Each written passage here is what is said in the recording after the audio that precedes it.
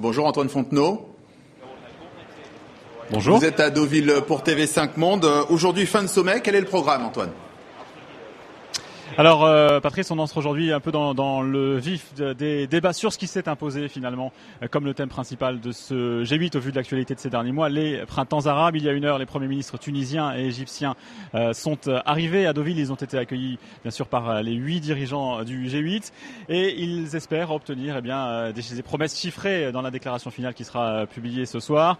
La Grande-Bretagne n'a pas attendu ce soir puisqu'elle a annoncé dès hier soir une aide de 175 millions de dollars pour à la fois l'Égypte, la Tunisie, mais aussi pour la Jordanie et le Maroc. Le FMI, de son côté, s'est dit prêt à débloquer 35 milliards de dollars aux pays d'Afrique du Nord qui le réclameront. Et puis d'autres pays africains attendent sans doute une aide des dirigeants du G8, car tous les tout jeunes présidents de Guinée, du Niger et de Côte d'Ivoire sont arrivés, eux, il y a tout juste quelques minutes ici à Deauville pour rencontrer eux aussi les dirigeants du G8 dans la matinée. Ce matin, l'Ivoirien Alassane Ouattara estimait que son pays, la Côte d'Ivoire, avait besoin de 15 à 20 milliards d'euros sur les 5 prochaines années. Il dit compter sur le G8 pour l'aider à relancer l'économie de son pays. Et qu'en est-il de la Libye et du sort du colonel Kadhafi, Antoine ?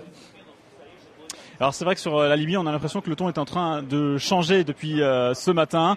Tout à l'heure, ce matin toujours, Nicolas Sarkozy a rencontré en tête-à-tête Barack Obama. Ils ont évoqué très précisément ce sujet et le président américain a rapporté que les deux pays étaient bien déterminés à finir le travail sur la Libye. C'est le terme qu'a employé Barack Obama. Et plus globalement, ce serait l'ensemble des dirigeants du G8 qui seraient d'accord sur ce point. Muammar Kadhafi doit quitter le pouvoir. C'est ce que la déclaration finale, en tout cas le projet de déclaration finale qui circule jusqu'à présent laisse entendre. D'après, je cite ce projet de déclaration finale, le dirigeant libyen a perdu toute légitimité et il doit partir.